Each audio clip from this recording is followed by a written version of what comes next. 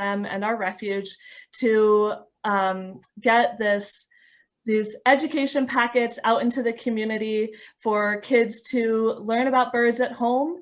And we actually had a local teacher pick up, hear about the program and start after school club for our local 5th graders called Bird Scouts. So we're really excited about that.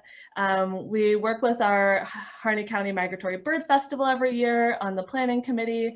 And so there's really exciting things happening there. You can learn all about the Friends of Malheur and what we're doing online through our website, on Facebook, we're fairly active, and on Instagram as well. I'm gonna put some of that information into the chat box for you to have.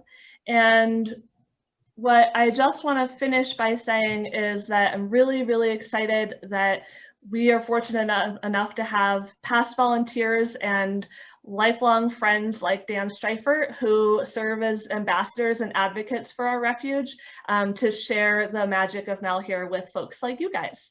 So thank you so much, Dan, for doing that on behalf of Malheur.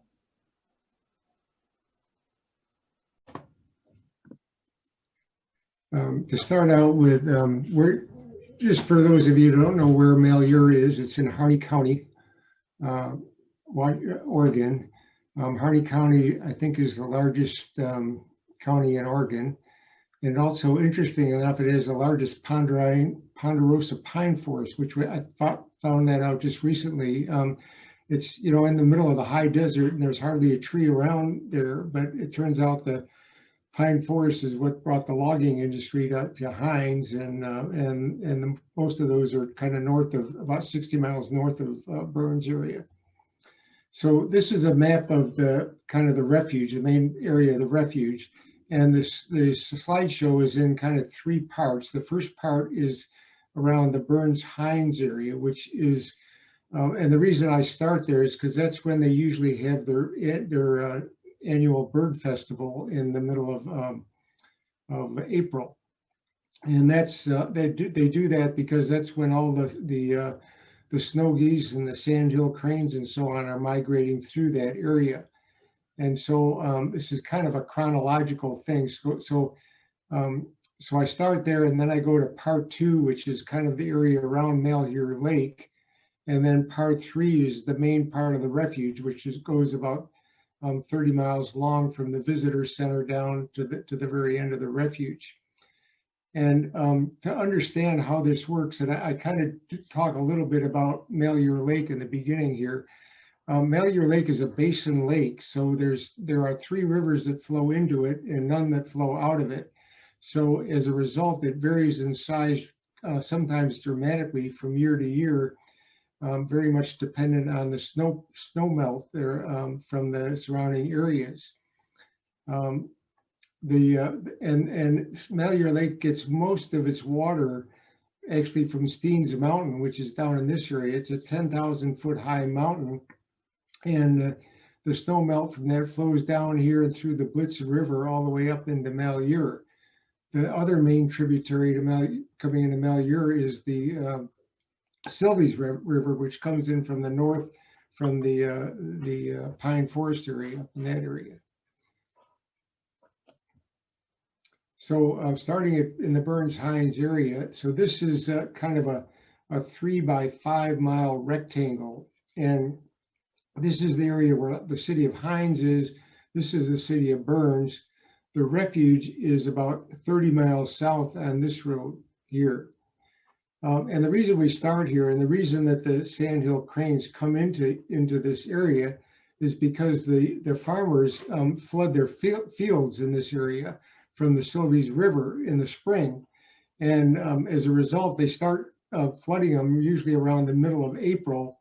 And the flooded fields create a terrific area for all these snow geese and sandhill cranes because they're flooded hay fields. And the hay fields get, the farmers let their cows onto the fields, and they dump manure on there, and the manure attracts bugs, which attracts the sandhill cranes and so on. So going back for just a minute here, I want to mention this area is pretty much all private land.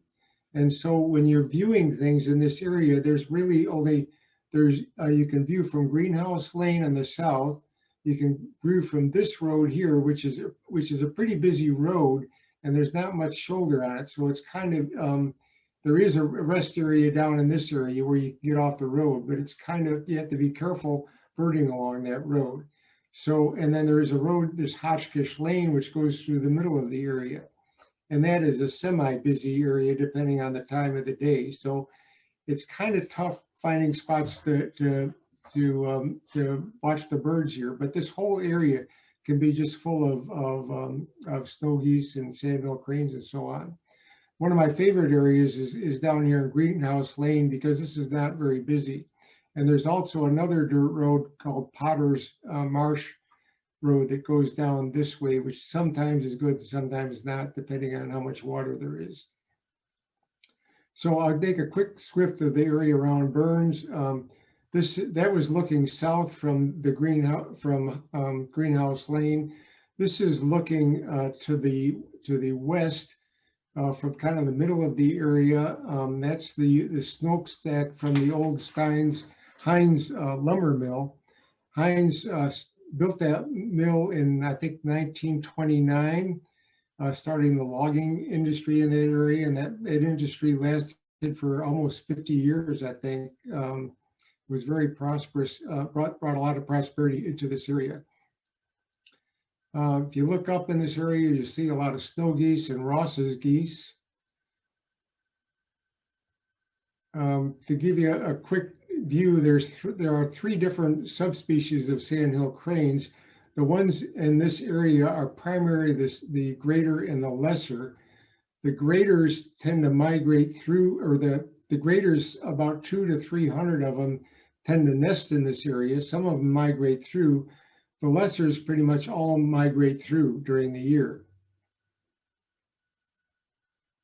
So these are some pictures taken from the main highway, the French Glen Highway, in early morning sunrise.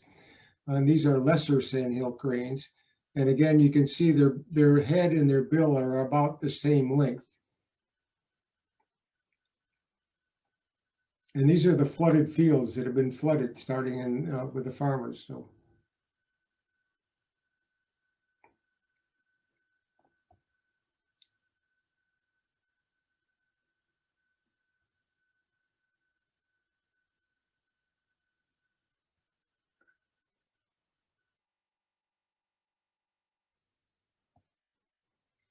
And let me get this out of the way.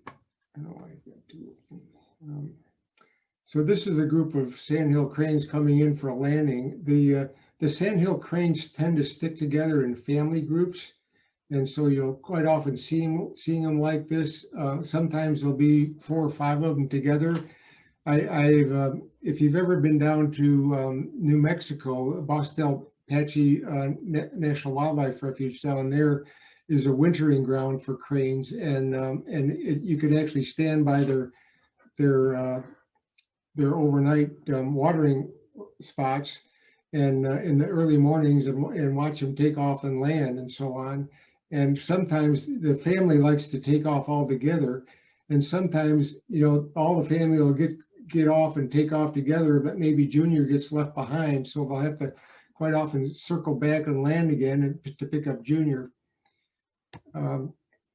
So anyway, this gives you an idea what the farming looks like in this area as they come into land here. So you can see these are the mowed hayfields from the previous year, and the farmers are letting the cows out on them, and sandhill cranes are coming into land there.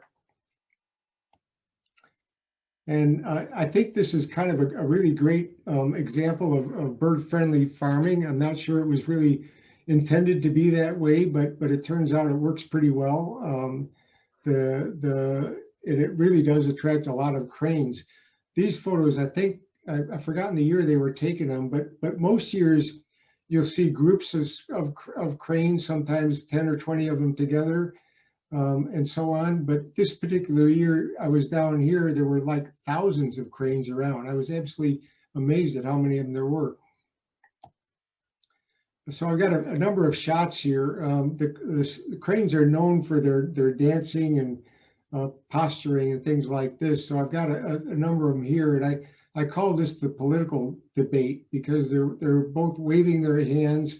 Their birds are full of cow pies because they've been buried in the cow pies eating the bugs.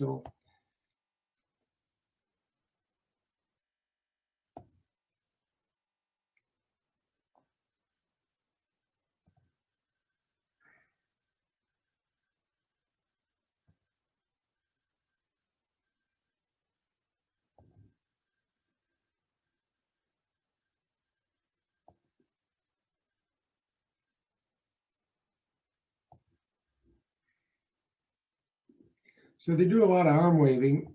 Sometimes the arm waving isn't quite enough. And so in this case, we've got one of them here on the attack.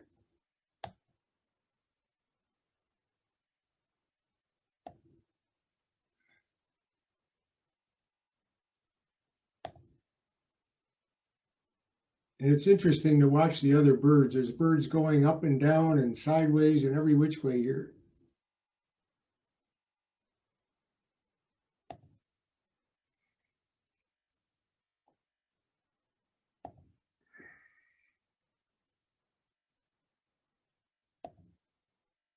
And here's some more photos in the area. Again, these are, I think mostly these are taken along the greenhouse lane. But here again, the cranes do these leaping up in the air. One of them's up in the air, and the one down in the lower left is kind of posturing. They have you can buy books that have definitions of the different crane postures. I haven't really gotten that familiar with them, but they have a lot of things they do pretty similarly. This is again along Greenhouse Lane. There's a large manure pile down there, and the cranes like to sit on top of that and do some performing. So here's another one leaping up in the air, and this is actually a short video.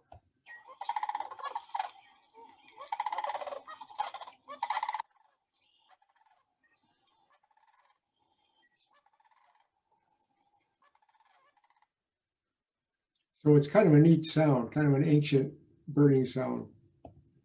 Here's another one from the same thing. Now in this one, you'll see the bird that's got their bill straight up in the air, and that's apparently a male, and the two on the right are females. And if you watch the way they put their heads up when they call, you can tell kind of the difference between the male and the female.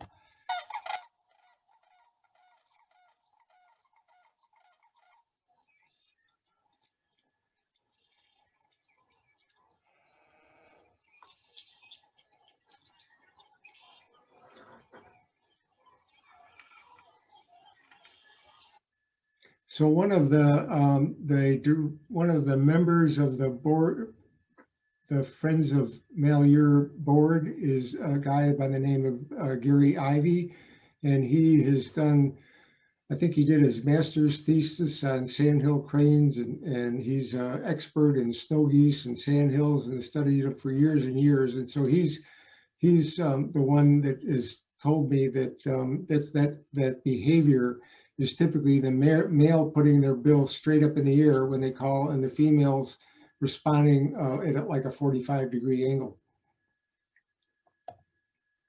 And here's some more posturing.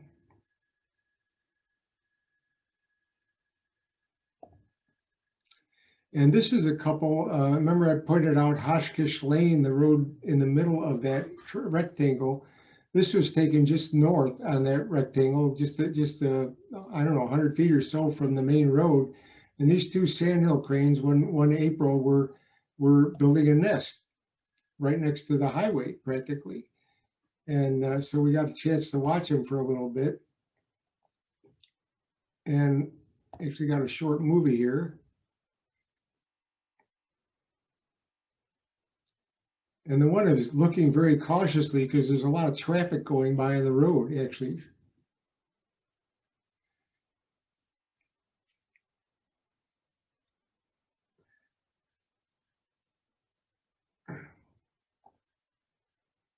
Now you can see they're building this nest. This field is just actually, they started flooding it maybe just a few days before this. And as you'll watch, the next day we go back, and that's why they were in such a big hurry to build a nest. They have an egg there, and you can see the water's getting deeper by the minute on this hayfield. Now the question is, why isn't she sitting on the egg? And apparently the answer is that they wait for the second egg. They typically have 2 eggs, and they don't sit on it till the second one's there, so that they'll both hatch approximately the same time. So if we go to the next day, she's sitting on the nest, and you can see the water's getting deeper and deeper. We had to leave that day, and I believe that this nest actually wasn't successful because the water, for whatever, it wasn't really a very good location for a nest. But there are several nests in the area around here, and if you came back a month later, you might find this sort of a picture of one of the colts. The trouble with coming back a month later is that the grass is a lot higher, and it's pretty hard to find these little guys. And this is another nest in the area. The cranes are pretty much, they like to go back to the same spot every year. So if you find a nest, you can pretty much go back year after year and find them again in the same spot. Another shot from Greenhouse Lane. This is an evening shot, another short video.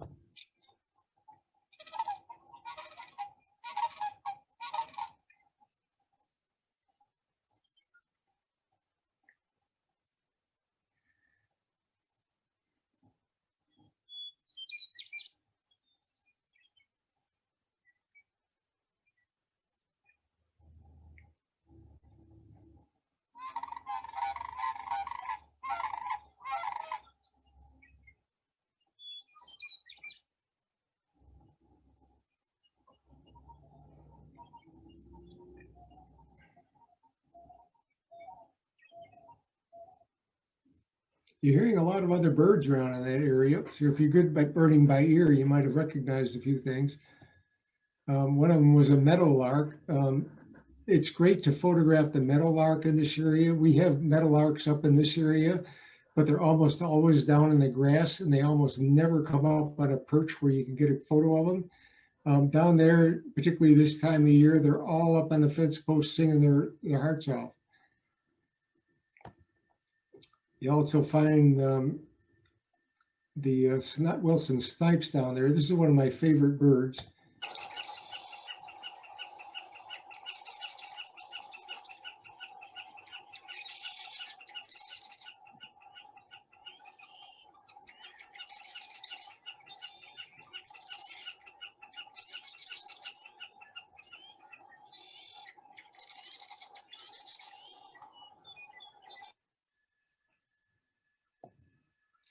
And if you, as you drive around, a good thing to do is to look in the drainage ditches beside the road. You'll quite often find all kinds of birds down there. This is a Wilson's phalarope. And on the fence post, you'll find the yellow-headed blackbirds. They usually, they migrate out of this area during the winter, and they usually arrive sometime in April. So quite often you'll be driving around early April and you won't see any, then you'll see 1 or 2, and then suddenly you'll see just hundreds of them all over the place. And they sit on the fence posts and sing and sing and sing. And this is a female with looking like she's got something for her young ones. Killdeer, look around the shoulders of any roads you're driving on, particularly if it's a gravel road. They like to be on the roads where they absorb the heat. Have their little chicks.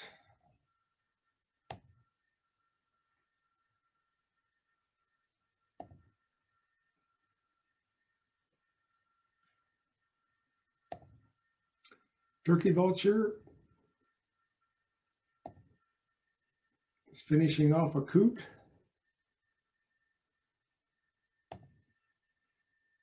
The Canada geese quite often like to sit on the old haystacks. Here's some more. This is, I believe, this is a Ross's goof, dark morph.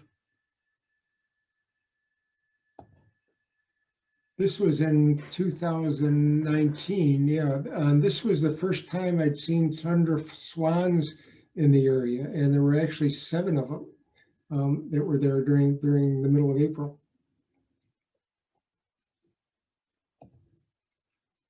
And a lot of the duck families, cinnamon teal, northern shovelers,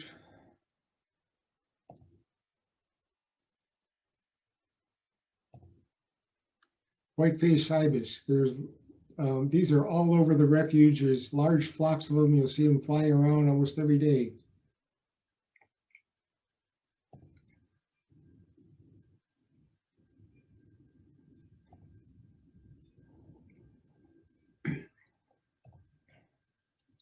And black-necked stilts.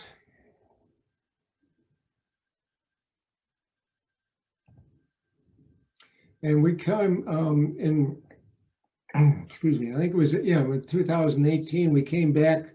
I came back with a friend. I think it was in late May or June, and to get some pictures of the babies. And so we managed to get a few shots.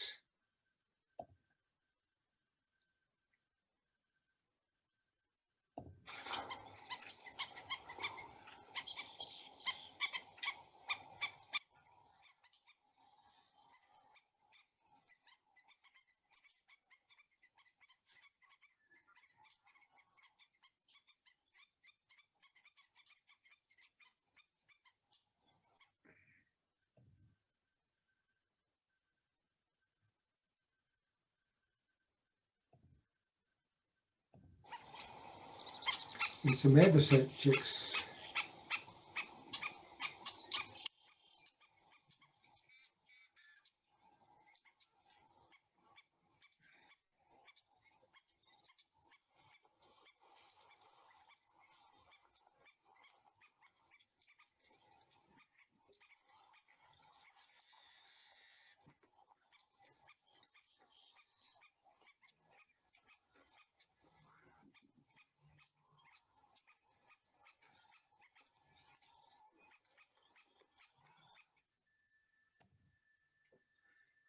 And these are one of my favorite birds. They're very photogenic. And can you tell the male from the female? And if you look, the female has got more curves, a more curvy beak and a more curvy body.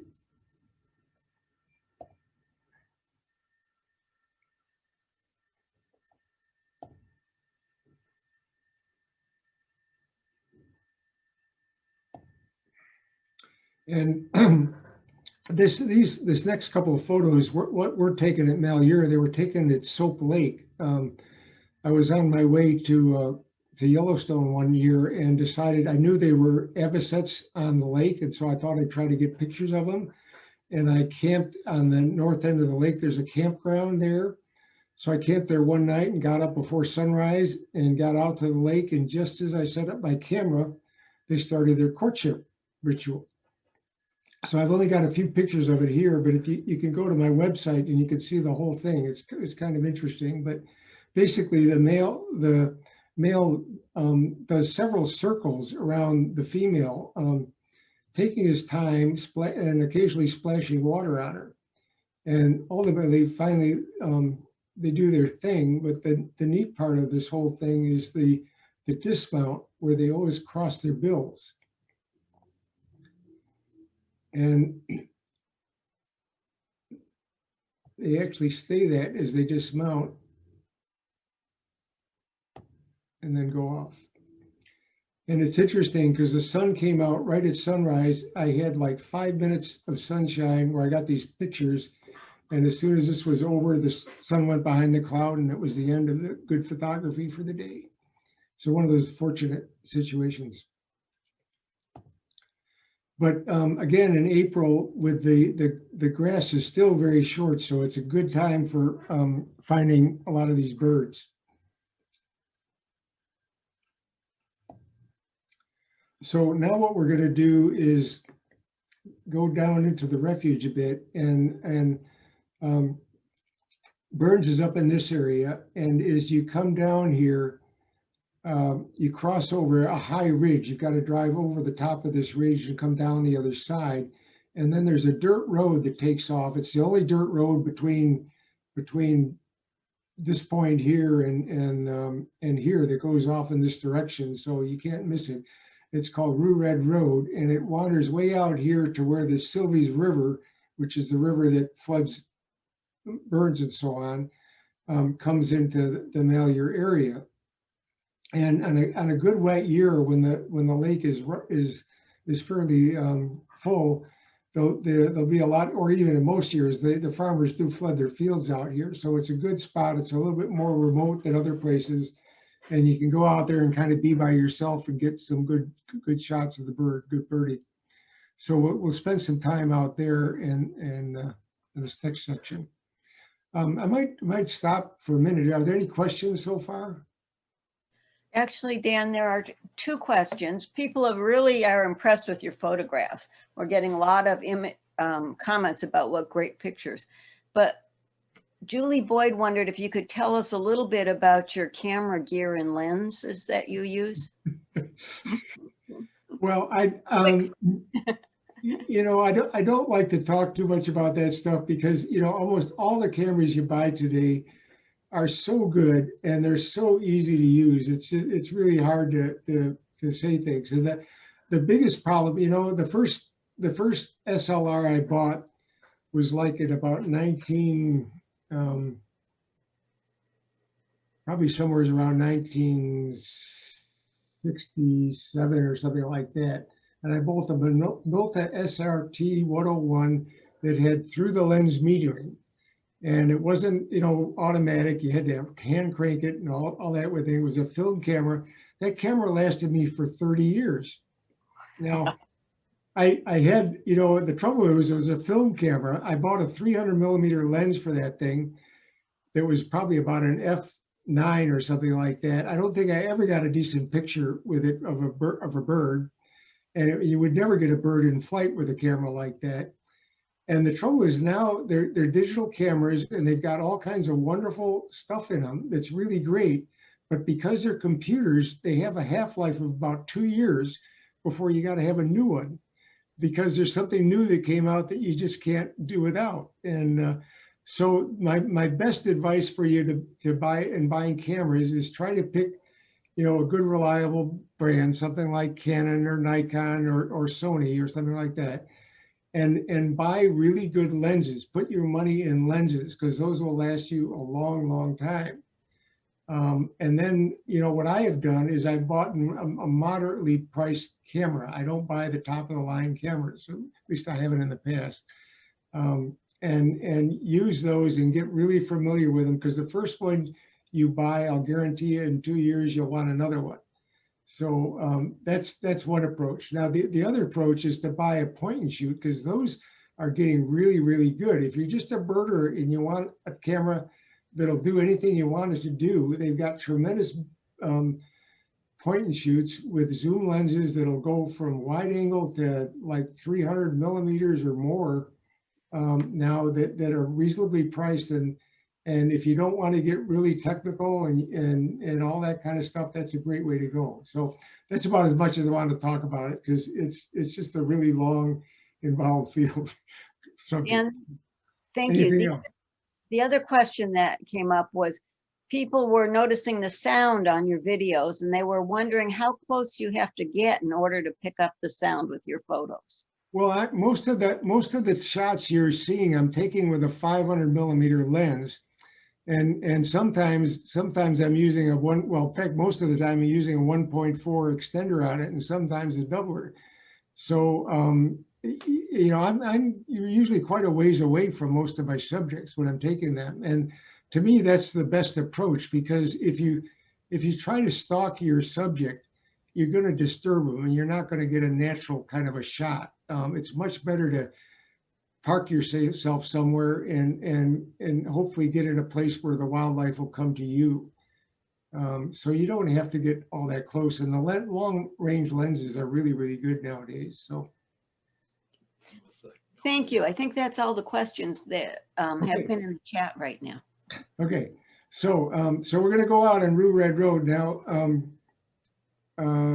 Before I think I got, yeah. So here, so that remember that ridge I showed you at the top there. So this is from the top of that ridge looking south, and the main highway kind of goes along here. I don't know why I have two dots. Oh, you know, you only see one, but it goes along there. And Malheur Refuge is down the visitor center. If I can get it, is somewhere is about in this area. You can't see a long ways away, but anyway, I just wanted to give you a show of the overview of the country from there. And Rue Red Road is probably takes off to the left, somewhere's down in this area here somewhere. It's not very far.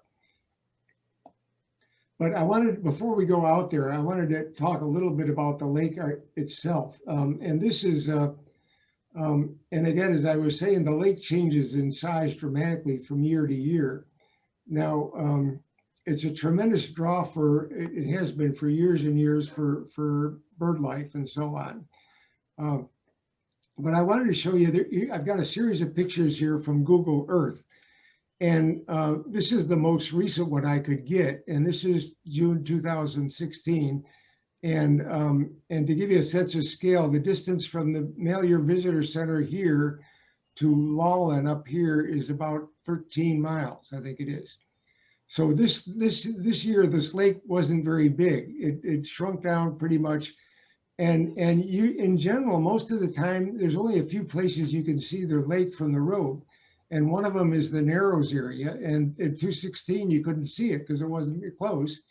The other places from the visitor center down in this area here, you can, most years you can see the lake, but you can't get to the lake from there.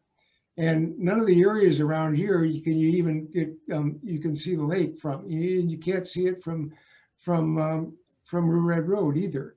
So it varies in size dramatically. Now I'll go to the next slide here, and this is in 2019 and 2011, and this was the largest the lake has been since I've been going there for the last 15 years. This was a really wet water year. It was so wet that there was water everywhere. The whole desert, it was in bloom that year. And this is actually in December of 2011. I was down there in I think I went down there in April, and I think I went down again in June, and the lake was just absolutely huge. And when that happens, the amount of wildlife around the lake just explodes, like by an order of magnitude or more. There were birds all over the place in 2011, and most of the next set of pictures I'm going to show you are from 2011. But now I want to go back a little bit longer than that, and this is 2080 or 1984, and this is the oldest picture I could get from Google Earth of Malheur Lake. But this is the largest, I believe this is the largest the lake has been in recorded history. Remember I told you that the Hines Mill was built in 1929. Well, when they built the Hines Lumber Mill, which is right here up in this area, they had to actually build a rail. Part of the deal to get their lease on the logging was that they had to complete the railroad to Hines. And at that time, the railroad coming in from the east ended at Crane. And so this section of the railroad, this red line, was built in 1929 and served the mill up until 1984, when the lake actually wiped out the railroad. And it not only wiped out the railroad, but it wiped out the road, the main highway, the French Glen Highway that goes down here to the main visitor center. And you can also see at the lake, not only did Malheur Lake fill up, but so did Harney Lake here and Mud Lake here. And when that sort of thing happens, this becomes the largest lake in Oregon. So the consequences of that 1980 or 84 year was pretty dramatic. This is another description. The lake changed in nature dramatically because of that flood. And if you had visited it before 1984, or I mean years ago, the amount of wildlife in this area was like orders of magnitude bigger than it is even now. I have some pictures here from William Finley, who is actually the second president of Portland Audubon, I believe. He is one of the first photographers to ever take pictures of live birds. And here he is. This is actually in Klamath, but he would go out on Malheur Lake, and they would camp on the Cattail Islands up there, and he would bring his huge cameras up there, and here he is sitting on a great blue heron nest and take pictures of live birds. Before that, you would shoot a bird and then take a picture of the bird dead. But Finley would actually went out and tried to get the birds in their habitats, and it was really amazing. And as it turns out, he also gave Teddy Roosevelt a tour around the turn of the century in 1908, and was very instrumental in getting Teddy Roosevelt to declare this a national wildlife refuge. So when I talk about the nature of the lake changing, the original lake before the big flood probably looked more like this. It was a series of marshes and cattail islands. It wasn't a large open area of water. And yes? Could you move your laser off to the side so we can? Sorry, okay. So, yeah, it wasn't a large body of water. It was much more of a cattail marsh. And as a result of the 1984 flood, not only did the flood occur, which caused a lot of problems, but the flood occurred over a series of years. The lake doesn't just fill up like that in 1 year. It takes like 4 or 5 years sometimes. And then in the wintertime, that whole lake, it's extremely shallow, and it freezes over. And because of the freezing and thawing over that period of the flooding, the ice virtually scoured the bottom of the lake, and it wiped out all those cattail islands, and it virtually destroyed most of the native the vegetation in the lake. And then after that, the lake was exposed to wave action, and the carp got into the lake. So Malheur is French for bad luck. And this is an example of a homestead. This is taken on Rue Red Road by the Sylvies River. This is just across the river, and the 84 flood wiped out this homestead. And what would typically happen with the homesteaders is there would be a long series of dry years, and the lake would shrink, and the homesteaders would move in and build their homes on the floodplain, and then the lake would grow again and wipe them out. So there's been a lot of bad luck stories in this area. But anyway, getting back to the carp got into the lake about the same time as the flood, and the number of carp is absolutely huge. I mean, you're talking about millions and millions and millions of them. And as a result, there's really no food for the birds up in the lake anymore. And so the bird population has just dropped off dramatically. So anyway, so continuing on. So these are some pictures that were taken in 2011, 2012, when Malheur Lake was pretty full. And this is the Sylvies River again. And it turns out during that flood period, these pelicans normally nest on an island in the middle of Malheur Lake. And when the lake flooded, that island went underwater. So there was at least 1 year there, 1 or 2 years there, where they didn't have a safe place to nest. And so they ended up on this north end of the refuge here on the Sylvies River, where there usually isn't too much public or a lot of traffic. And they were there for quite a period, and it gave me a great opportunity to get some pictures of them. So they're really large birds, huge birds.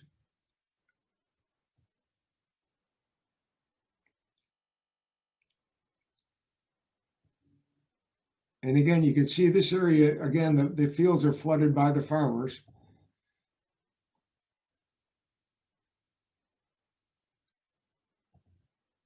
And again, this was during that time period. Most years you'd come out here and you'd see a few of these birds, but during the 2011, 2012 time period, there were just hundreds of these things out there.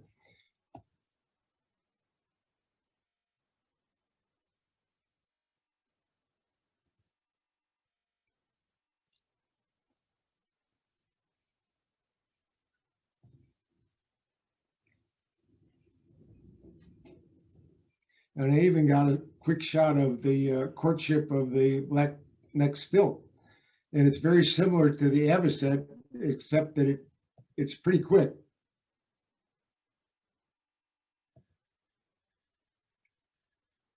And they do the crossing of the bills, but again, it's very quick. Lots of other birds out there, peregrine falcons, willet. And this was this was 2019. This is the first time I'd seen a golden eagle, and there were a pair of them flying out on the Red Road.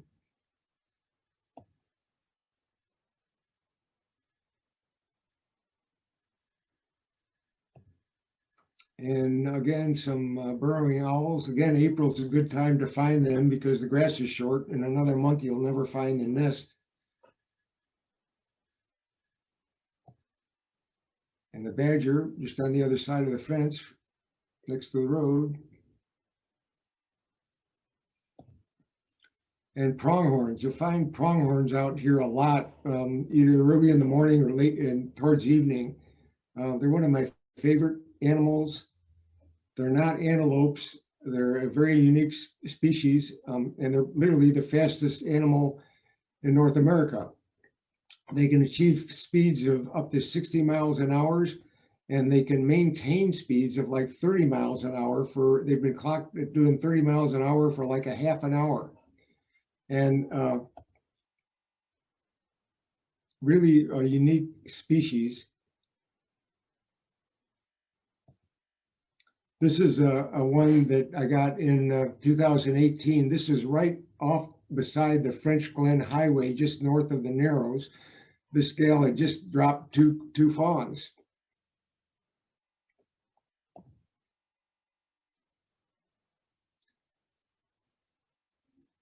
And what they do is when after she has the fawns, she needs to feed them and then go off and feed herself. And so what she does is she licks them all very clean, and then she will send them away from her. She will stay there and she will send them off. They'll go off and hide in the grass, and then she'll go off and feed for like 45 minutes or an hour, and then she'll come back and feed them, and then keep repeating that process over and over.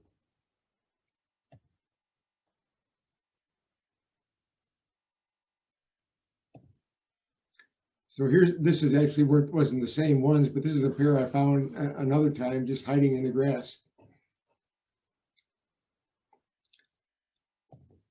So there's a great book. This is a really great book. It's pretty short and it's easy reading, but this fellow, John the ranger, spent 20 years on the National Bison Range studying the pronghorns.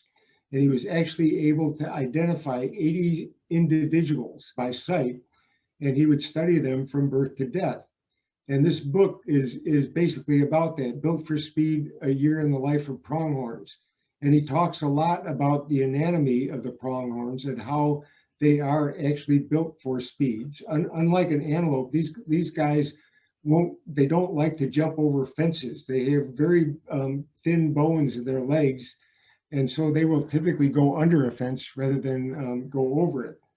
Anyway, it's a really interesting book. I highly recommend it. It's not just about pronghorns, it's about life on the prairie.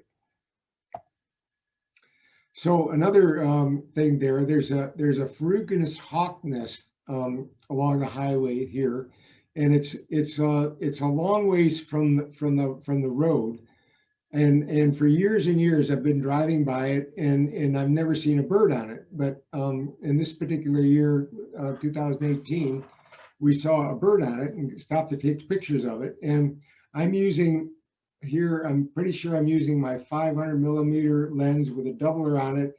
on a crop sensor camera, which means it's equivalent to about a 1600 millimeter lens. So we aren't close to the birds at all. But this is a video, and you'll see here there's a western kingbird, and there's actually two of them. There's one here also, and they're bombarding this guy here. And I think that this is a case of limited available habitat. They both are looking for a tree to nest in, and this is the only one in 10 miles. And I read after I took this, I think kingbirds tend to be very aggressive in defending their nesting sites. But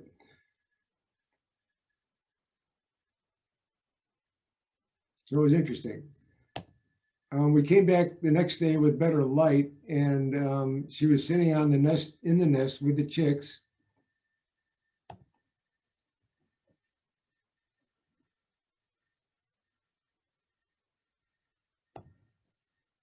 And here's one of them bringing in, looks like a ground squirrel. And Junior having heads for breakfast. And the kingbird's still flying.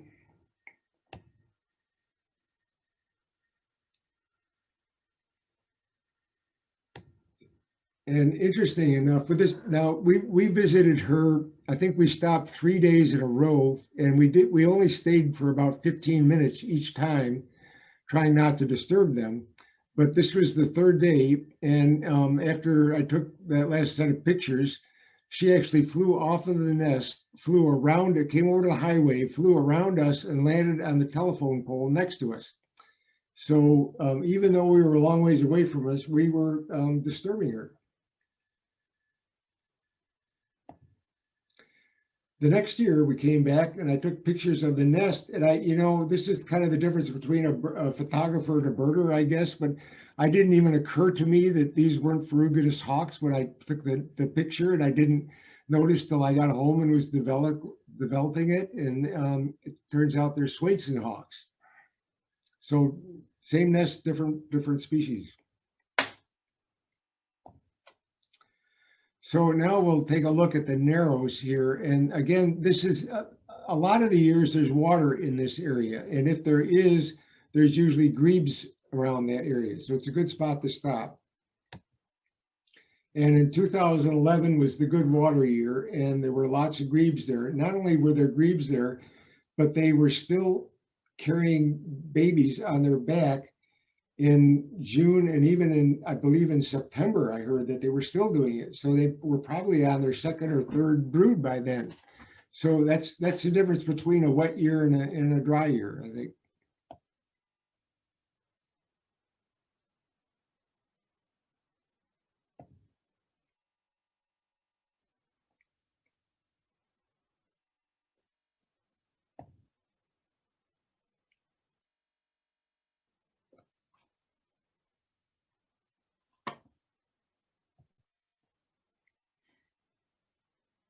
Just a few other kinds of birds in that area.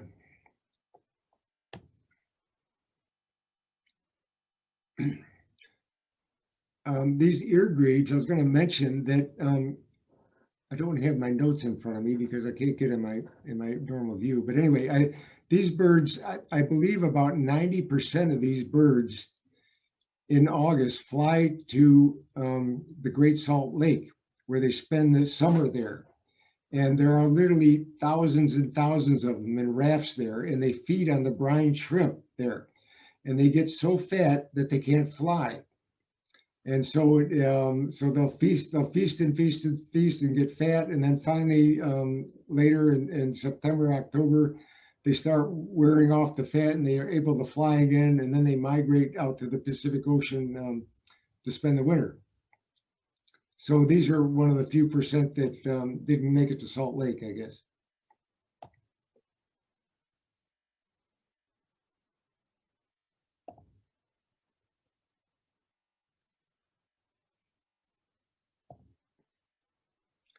They're a rough-legged hawk.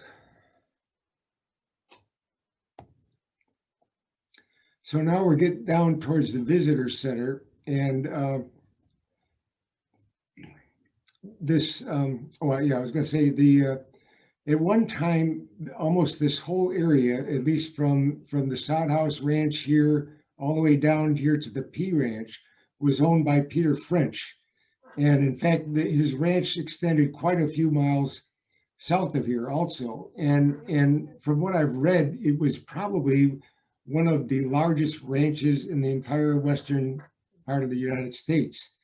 It's amazing size, but he ended up over a period of time buying out almost all the other ranches around him, and made people so mad that somebody actually ended up shooting him.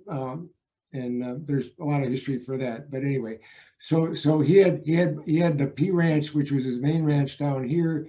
They had the Sod Ranch up in this area, and then there's also a thing called the Round Barn out here, which is another small ranch that they use in the wintertime. So quick look at this Sod House Ranch. This is a look at it in April, and it turns out that during the 1984 flood, this whole area flooded, and this little grove of cottonwoods became a small island, and the great blue herons started a rookery there. And ever since then, they've had a rookery in this area. And so if you go there around April, May's time, they close the areas off so that people won't disturb the birds in the rookery. In this particular year, in 2019, I was there in August and got into it. It's the only time I've been in there. It's quite picturesque. And not only are there great blue herons nesting there, but there are cormorants and I think great egrets also that nest in the area.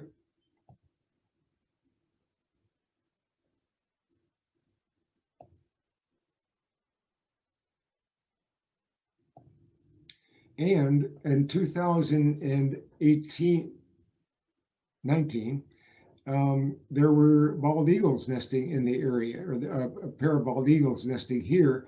And it turns out this is the first nesting of bald eagles on the refuge for over 100 years. And there was a nest here, and there was also a nest down at the P Ranch. And I don't know, Janelle, are you still there? Yes, yeah, I'm here. Yeah, what was the status? Did they nest last year? P Ranch, the eagles at P Ranch fledged 2 chicks in 2020, but no pair nested at Sod House in 2020. Okay, all right. Anyway, so that was kind of neat. And actually, this is a short video. And if you look right about there, you can see just above the red dot, you can see a little chip moving around, bobbing around a little bit.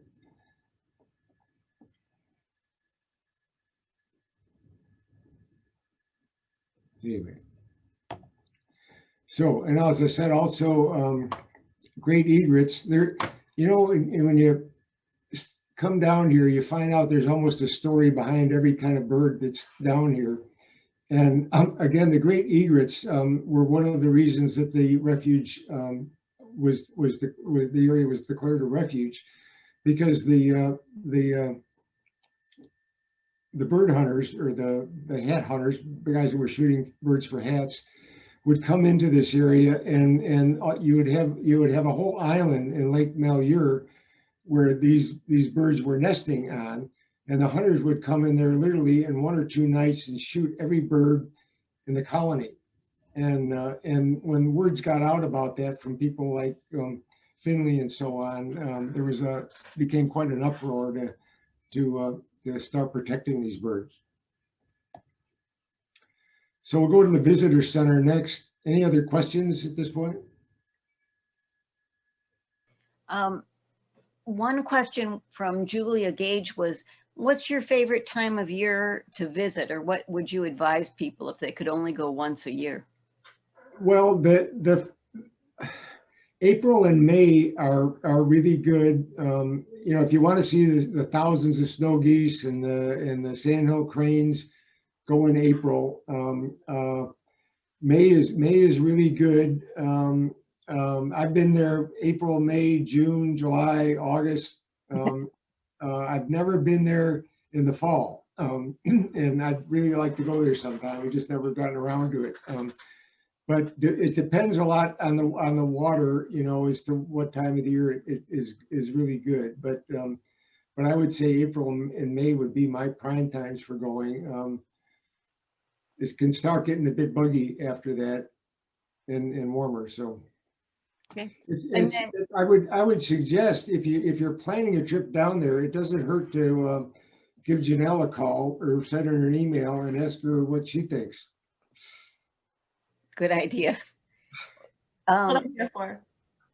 There have been some questions about the carp, but Janelle is answering those, and maybe at the end of our talk, your talk, we could get Janelle to talk a little bit about eradication and how they're working on restoring the lake.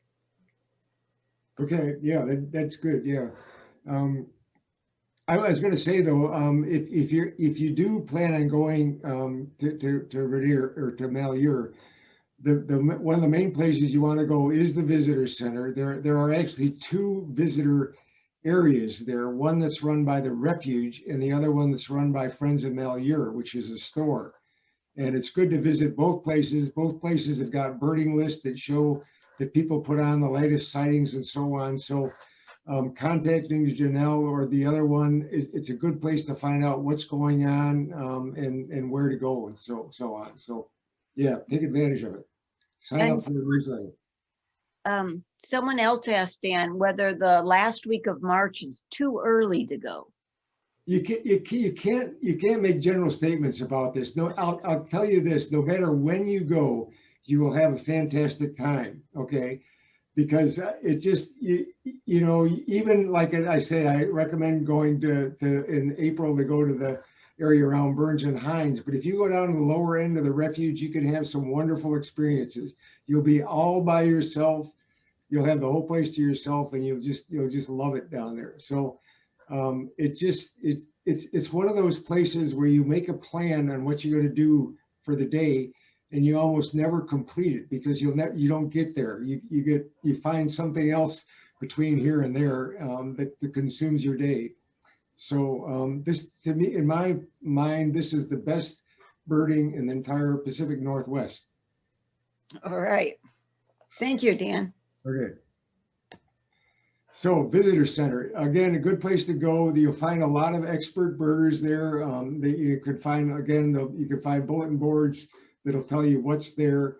I took a birding course. There's another area called the Malheur Field Station, which is just a few miles from the visitor center.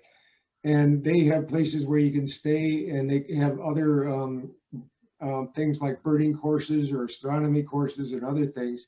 I took one there years and years ago, and it was really interesting because we would get up every morning before breakfast, and we would come to the refuge, and we walk a loop, a specified loop that we'd set out, and we do it every day. And with the difference in migration from day to day, you would see something different every day you went through there. There'd be one day there'd be a bunch of tanagers there, and the next day they'd be gone. There'd be something else coming in, and so it's during the migration season. It's just something different every single day. It's really a kick.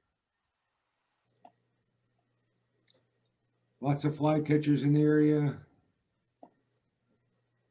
These cedar waxwings, the year we were there, they were eating these flowers. We came back later in the afternoon, and every flower on that tree was gone. I don't know what it is in there, but it was interesting. Flashlight buntings. You find some rare species down here that usually get pointed out to you from some of the expert birders.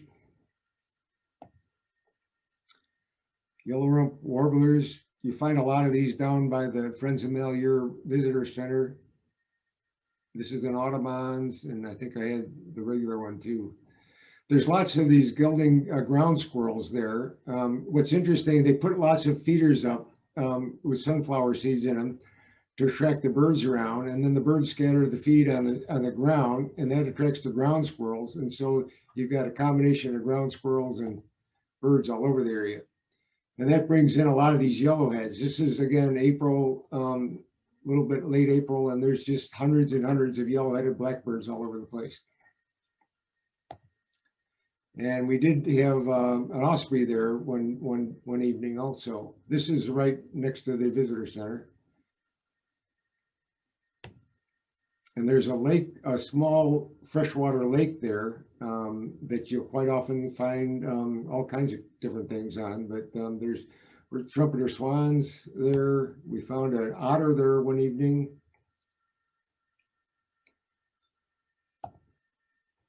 This is an island that's just offshore from the visitors center.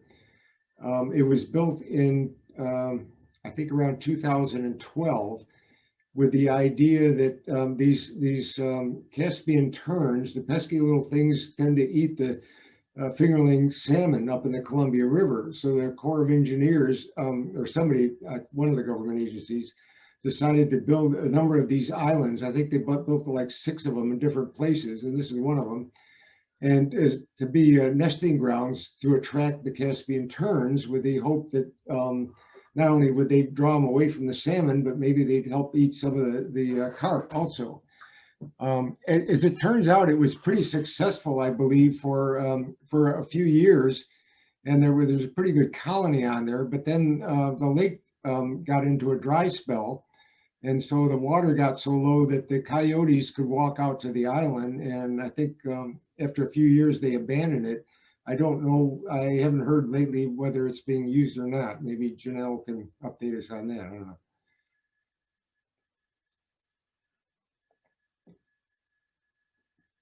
Turn Island.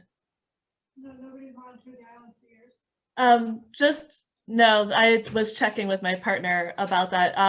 The blind itself hasn't been utilized in a few years. Okay. Okay, and at the visitor center, in fact, any place you see a grove of cottonwoods, you'll probably find a pair of great horned owls in there. And they're almost always at the visitor center, and they nest there pretty much every year. And they're great to take pictures of, because with all the people there, they get pretty used to people, and they'll actually pose for you pretty well. And sometimes they blend in so well with the cottonwoods that you won't even see them even when they're right in front of you.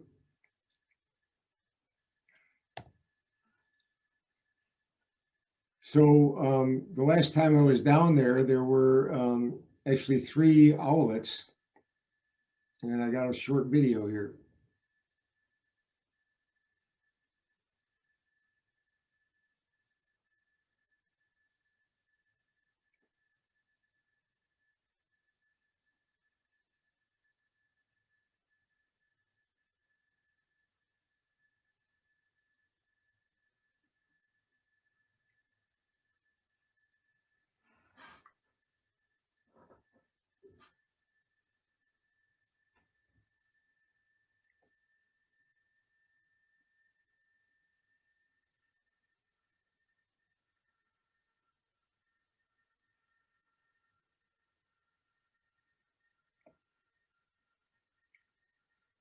So what was happening there is I was taking a video of those owls, and I had another friend photographer was there also, and I signaled them to come over and see the owls, and he was walking over to me, and they were watching him walk up to me.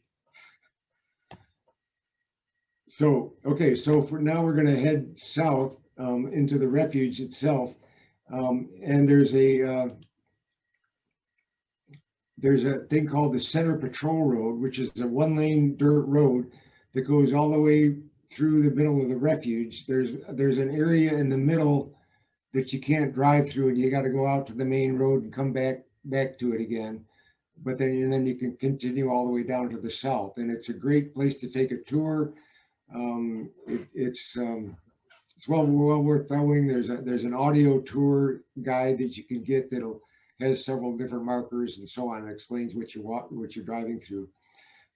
Before I go down there though, and this next photos is going to be there's a sage grouse lek that used to be up here in Foster Flats that was like 10 miles up here on a dirt road. And several years ago, I managed to go up down that road. It's a good place to go to look for sage birds. Of course, we got some of those. But if you get up to the 10-mile point, and the whole ritual on this thing is you're supposed to get there well before sunrise, park your car and not make any noise and not get out of your car. And so you wait for the sun to come up. And unfortunately, from where you park the car, you're shooting directly into the sun as it comes up. So it's pretty hard. It was pretty hard to get pictures because it's either dark or you're shooting into the sun. But I did get quite a few pictures. And you can actually go on my website, and I've got a lot more of these, but I'll just show you a few here. It's really fun to watch these guys. And this is kind of the last one I got as the sun was coming up. But the unfortunate thing is that that in 2012, I think it was, there was a huge fire up in that area that burnt hundreds and hundreds of acres and wiped out all the sagebrush. This used to be really lush sagebrush. It was like 6 foot high sagebrush, really great area, except for the lek area. But it got all wiped out, and yeah, this is a picture. It rained up there. I was going to say, if you drive up there, don't do it on a rainy day because the road is pretty much clay and rocks, and when the clay gets wet, you can sink right up to your axles. But at any rate, after that, the lek got wiped out. I don't have my notes here, but I believe that the last sighting of any, the only sighting I think was like about 5 years ago. Somebody saw 1 or 2 grouse up there, but the lek has pretty much been abandoned, and I don't know if it's gotten any better. I've been up there in a couple of years, so there are other leks around, but they're I think most of them are probably on private property. So we'll go down the CPR road kind of quick here. There's jackrabbits around. There's a lot of these around, right around the visitor center. If you look to the ditches, always keep your eye on the drainage ditches. You quite often see these black terns, and they'll just keep doing loops around the ditches, looking for bugs and stuff. Lots of different varieties of ducks, the canvasbacks, redheads, blue-winged teal, cinnamon teal. My favorite duck, ruddy duck. These are really cool. This one's doing his courtship ritual. He's got his tail up in the air, and they basically go along slapping their bill against their breast, and that makes those bubbles come out. And that's their kind of their mating ritual. Really cool bird.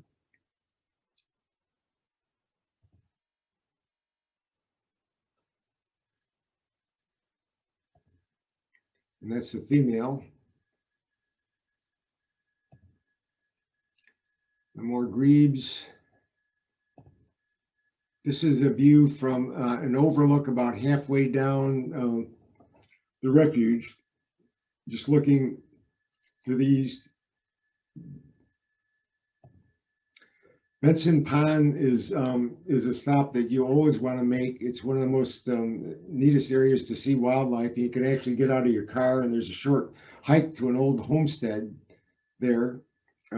Good place for getting pictures of all kinds of things. The Forster's terns are there diving for fish. We found a Lewis woodpecker there one time, just right next to the road, working on an anthill, eating the ants. And we just pulled up the other side of the road, and we sat there for like 30 minutes taking pictures of them.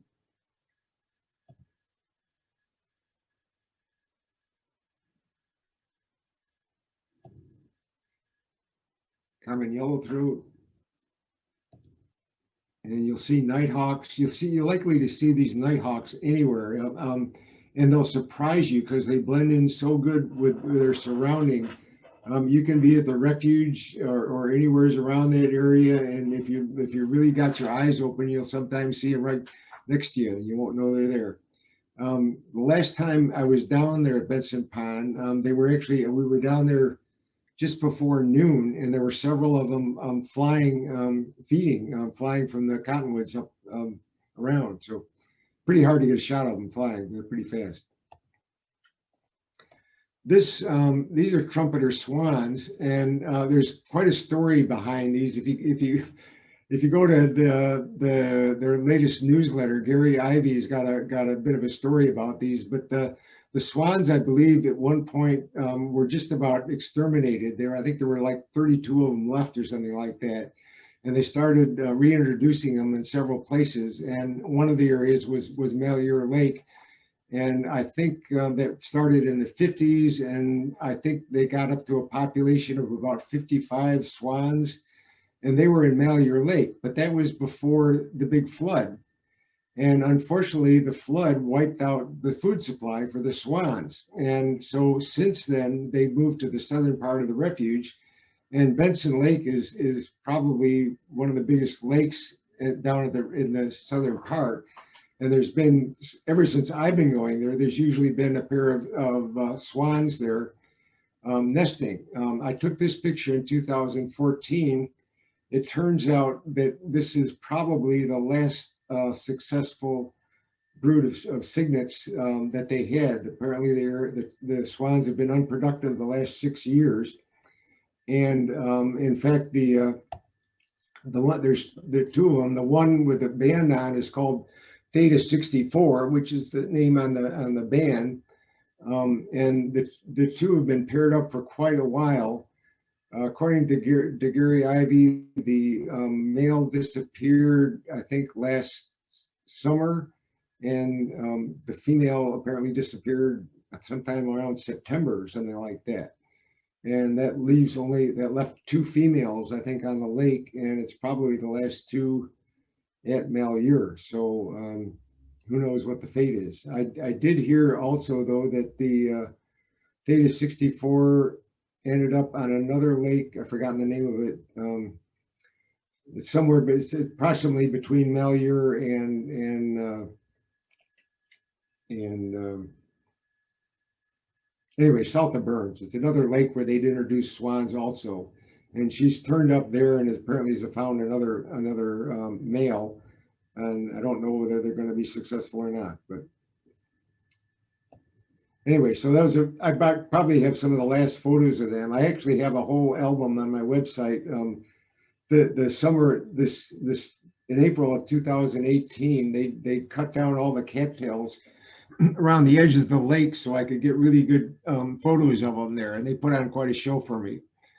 If you go to Flickr and you Google my name, you can find my website and browse to your heart's delight. So other shots along here, this eastern kingbird, I took a picture of this, and about 30 minutes later, we met some wildlife biologists coming up the road from the other direction, and they said, "Hey, have you seen any eastern kingbirds?" I said, "Yeah, I just took a picture of them." And he said, "Well, let me see it." And we showed it to him on the back of the camera, and you can see he's got a band on him, a couple bands.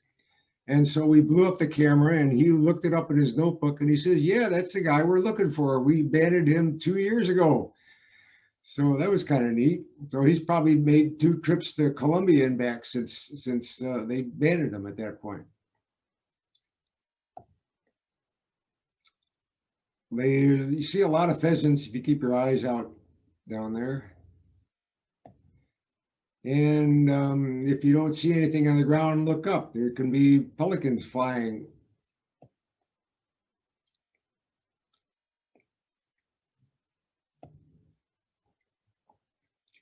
This series of pictures here I took on Easter morning in 2018.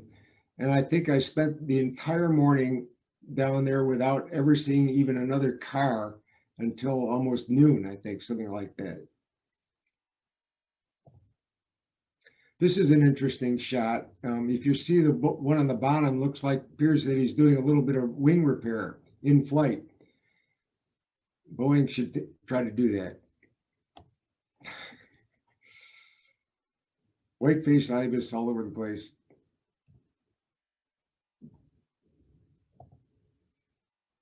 Bird-friendly deer. This is an American bittern that I think was doing a courtship ritual. I have never seen this before, and I've never even read about it in any book before. But this guy had his feathers fluffed up, and he was doing a circle around another bird.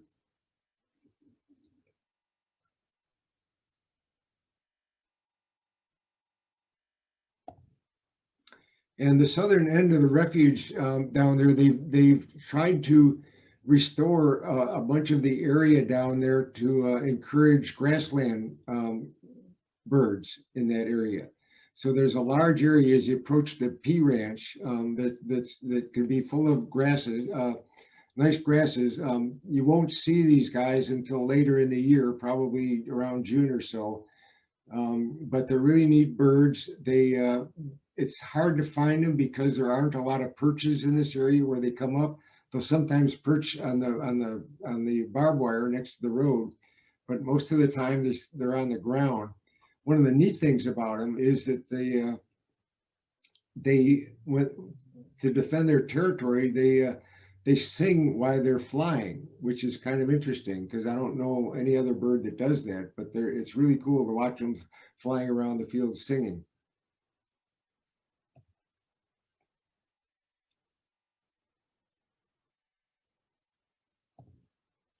And at the very end, there's this Page Springs campground, which is one of the loveliest campgrounds that you can imagine.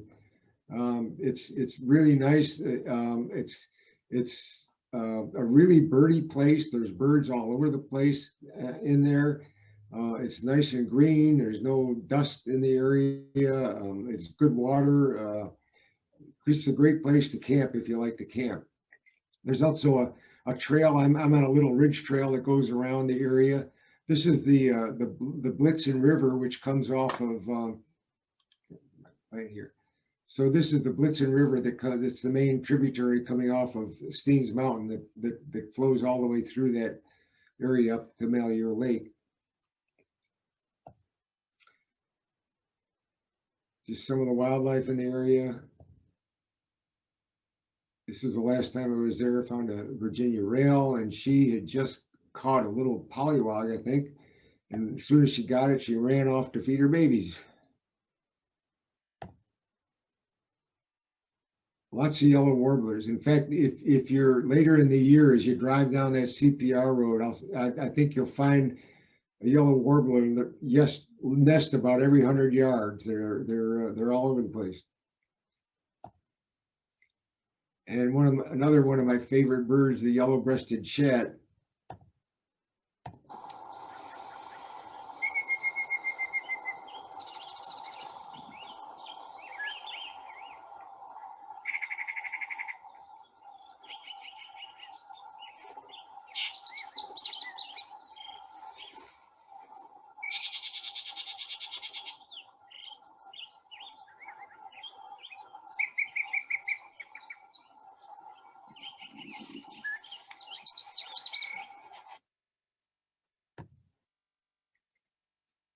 Bullock's oriole.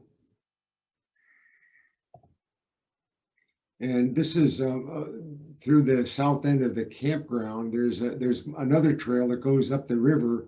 I think you can hike maybe a mile or so before it kind of peters out. But we hiked up it one day and found a rock wren.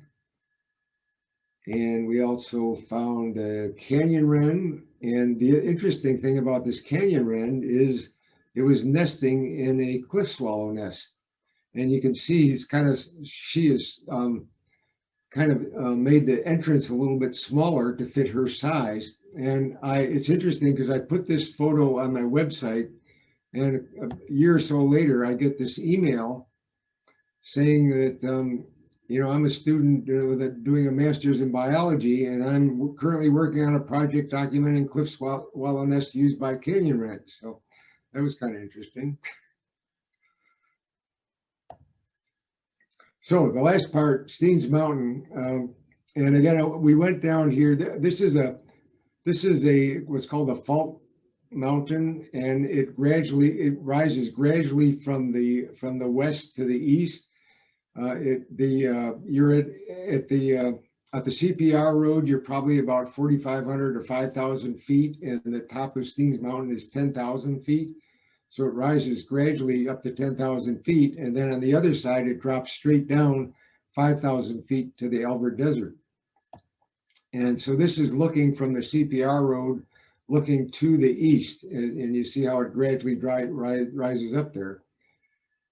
And here we are. This is on the west side, looking east to the mountain. And you'll see how green everything is. Again, this was in 2011, that wet water year. The whole desert was wet. There were flowers everywhere. There was literally rivers of water flowing everywhere. It was just incredible there. And usually this place in June is hot and dry. There's a hot springs over there. You got to be careful. It's really hot. And this is the Alvord Desert, which normally this time of year would be dry, and people go out there and they race their cars and they sail various kinds of contraptions and stuff like that. But it was actually a lake in 2011. And even in spite of that, you see there, and again in June, you see there's snow in the mountains, and we've got a dust storm coming up.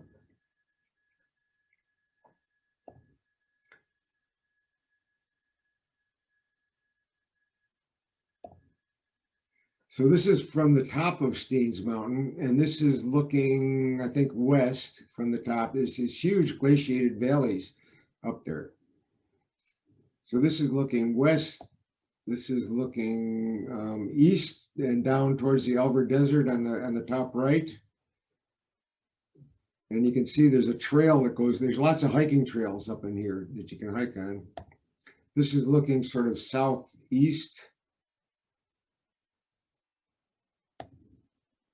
A little bit further south,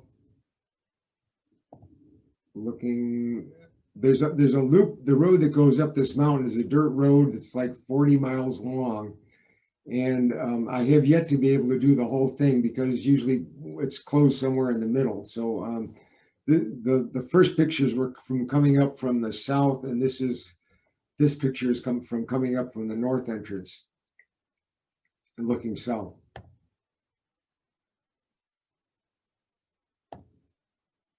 And that's it. Thank you. Thank you. Sharon, are there any questions? Well, Janelle has been answering them as we've gone along. So I think most of them were answered, but there may be others that people have that they haven't put in chat that they would like to bring up.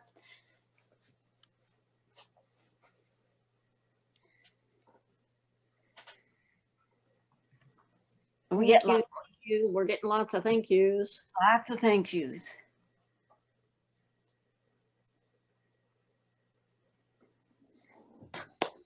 Really good. Dan, I did have a quick question. I thought there was a drought at Malheur a couple of years ago, and I wondered if that had resolved and if what kind of impact it had on the birds that were there. Well, it is, as I say, the area, it changes from year to year. You get several years of dry years in a row, and you get a drought, and the lake shrinks up. But then you may get several wet years. It's always changing. It's been like that forever and ever. Okay. So, yeah, if it's a series of dry years, there won't be as many birds there as normal. But that it doesn't mean it's not worth going there. Okay. One of the reasons I was asking that is because about 4 or 5 years ago, we suddenly had pelicans up here, which we'd never had. And one of the speculations was that it had been a dry year down in the Malheur area. Yeah, well, there's quite a story about the pelicans too, and some of the issues that they had with carp and all that kind of stuff too. But yeah, I don't know if Janelle wants to talk more about carp. That'd be a good time. Okay. Yeah, so I also wanted to answer Sarah's question. She asked about going up on the Steens. And the BLM manages the access and clearing of that road, and they try to have it open all the way around by July 4th. That's for Sarah. So lake restoration for a long time was all about the eradication of carp and, you know, killing every last carp and trying to remove them completely from the system. It was not a successful approach because carp are really resilient, and a female carp can lay, you know, 1.5 million eggs at a shot, and they will incubate and stay in the mud, and they won't desiccate if you remove the water from the system. So they almost create like a seed bank of carp. And so what they did for a really long time was try to drain the system, kill all the carp, treat it with rotenone, and then put water back in the system and think that it was going to be clean. One of the factors that was really hard to manage or mitigate is the fact that carp travel through the flooding in the spring. They travel over the land. You know, it's a very large flat area, and it's full of wetlands that are interconnected in ways that, you know, some are man-made because of lots of ditching, and some are old and historical braiding through the wetlands. So it's near impossible to conceptualize removing of this species from the system. And in recent years, the approach has been bringing the concentration or abundance of carp down into a sustainable amount that could help the biologists be able to restore certain aspects of the lake's vegetation while maintaining a lower abundance of carp. So, you know, when I started in 2018, the accepted amount of carp in the system was probably about 500 to 600 pounds per acre. And the thought right now is that we've had lower recruitment the last couple of years, so that's probably down to below 5 or at 5-ish. Don't quote me on that. But based on a couple different biologists working really hard from USGS and from the refuge, and our fisheries biologist at the refuge having done his doctoral study doing some modeling on the lake, and also this windmill pond study that happened in the 00 unit. There are lots of different approaches to lake restoration and dealing with the carp. But the expected or the hope is to get the carp concentration down to perhaps between 100 and 200 pounds per acre. And that if we were at that threshold, then that would allow some of the vegetation reintroduction and reestablishment projects to thrive. So that could you know, lead to lake restoration. There are lots of articles about this work that's been done in the Friends of Malheur newsletter that goes out every month. And I try to give update articles regularly in the newsletter throughout the year. Of course, the people doing this work are very busy, so it really depends on whether or not they have the time to write me anything. But all of our newsletters are archived on our website, and you can go through different months throughout the last couple of years and find some of those great articles, or you could just email me and I'll send you some links. Yeah, you know, this isn't just a problem with Malheur. Probably all the lakes in the Columbia River Basin, you know, have got carp in them now. And I personally think, I'm not a biologist, but I personally think that's probably one of the biggest reasons that the grebe populations have been decreasing so much. We tried to photograph grebes out on kayaks on the lakes and so on, and there's not nearly as many of them as there used to be. Cool. Any other questions? How about a round of applause for Dan and for Jeanette, or I mean, Janelle. See, I did it, didn't I? Anyway, I am really happy that we had Dan this time. I thought we got a lot of information from you, and the pictures were absolutely fabulous. And I look forward to going someday soon, I hope. And if that's it, I will. Sarah, you want to say something? Well, I had a question. Is it too late for a question? I guess it is kind of late.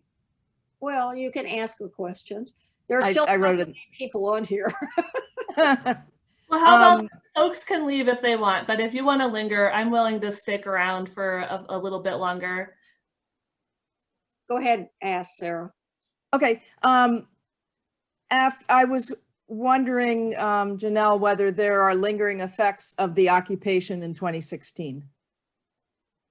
That is an excellent and very common question. Thank you, Sarah, for your kind comment in the chat box, and also for the question.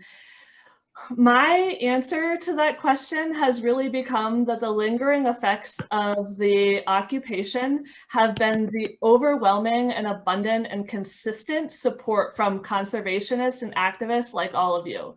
The number of people that are finding out about their local national wildlife refuges, that are understanding the work that people do to keep places like this working to support the wildlife that depend on them, has been really amazing. And there couldn't have been a better outcome of such a terrible situation.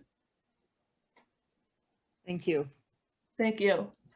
I have a question. Libby, you'll have to unmute yourself. I did. It's Carolyn. Do I have to do the video? Oh, okay. Okay. Now, who was the other person? I'm sorry. Cynthia Barrett has a question. She's wondering how the new refuge manager is doing. I'll take that one too. Cynthia, thanks for asking that. Jeff Mackey is our newest refuge manager. He was the deputy project lead or deputy refuge manager, depending on which coast you're on, the terms are different. But Jeff is doing well. He's integrated totally into the collaboration meetings, and he's got a hard situation on his desk, so to speak, because the Fish and Wildlife Service is pushing through very few job announcements at a time. And so when the project leader, Chad Carges, left and Jeff was selected to fill his shoes, that left the deputy position open. Around the same time, our habitat ecologist went to a different refuge, took a new job in the Southwest. And so the habitat ecologist position, along with a maintenance position and an admin position, have all been open for quite some time. So a lot of people are pulling double or triple duty. And as the project leader, it's Jeff's job to keep it all going and keep all our morale up. And, you know, in this time of COVID, I couldn't have been happier to have someone like Jeff who cares really deeply about his staff and our health and our community. So he's been really great. So do you think the visitor center will be open in May, or is there just absolutely no way of knowing? The correct answer is there's no way to tell, but the me answer is that we really, really hope to have some amount of operations going by April or May. It's very hard to know right now because we're waiting essentially for a trickle down from the Department of the Interior to start saying, okay, this is what we're allowing. And then they're going to ask their agencies like the Fish and Wildlife Service and the Park Service to give them proposals for safe reopening measures. And then those are going to have to be brought down to the regional offices. And then for for myself, opening my nature store, you know, I'm kind of waiting for those guidances to come my way so that I don't create a proposal for opening so that I can request approval until I know what they're going to want. So it's been hard, but you know, we're all very, very hopeful. And we did just get an email today with some signs to put up about wearing masks. So fingers crossed. Okay, so do you think, or is it okay to come down there and camp at that area where that last part of Oh yeah, the refuge is open. The visitor center and the nature store is not, but the refuge is open dawn to dusk. And I think camping, you know, I encourage people to still be very independent and self-reliant. You know, keep multiple masks with you and bring your own hand sanitizer wherever you go. I think someone asked about accommodations earlier, and one of the things I've been encouraging people to do when they reach out to me is if you're going to book a hotel room or you're going to reach out to the, you know, field station or wherever you're going to stay, I think asking them very directly what COVID safety precautions they're taking, so that they understand that their guests value that, is really a smart move. And it just keeps you more informed. But yeah, I think that, you know, refuge is open. Okay, Sure. is there water availability, and is there Santa cans there? Yes, is that- at Page Springs. Okay. Yeah. Okay. All right, Would- maybe we'll get down there in May. Yes, Dan? Janelle, would you like to say something about the bird festival this year? Oh boy, so the Harney County Migratory Bird Festival is always really exciting, and this year is going to be a whole new can of worms. So we are staying virtual. We're not going to offer any in-person tours. We're creating a choose your own adventure virtual story map. And it's going to be accessible online. And essentially, you're going to be exploring the Harney Basin and the refuge through the context of this story. And I don't know how to get across to you how cool it is, but it's going to be really cool. Lots of different people are involved. We're really focusing not just on the biology and the birds and the wildlife, but also the culture and the history. So it's going to be really exciting. If you are not linked up with our bird festival, you can find out more information at migratorybirdfestival.com. I don't know how we got lucky enough to get that website, but it's ours. And follow the Migratory Bird Festival on Facebook, and also through Malheur Friends on Facebook and Restore Malheur on Facebook. Well, very good. We're going to have to end this because it is now 9:07 or so. And I would just want you to know that I've really appreciated all of you being here and all of you supporting this particular endeavor. And Dan's presentation was marvelous, and Janelle added a lot to it. And I'm really thankful to both of them for being here. And I'm thankful that all of you were here. And I'm going to have to cut it off now, but thank you very much. Hi, thank you, everyone. Thank you. Thank you. Thank you. Thank you very much. Good night. Thank you. Thank you. Thank you. Thanks again. That was really awesome. Thank you. Very, very good.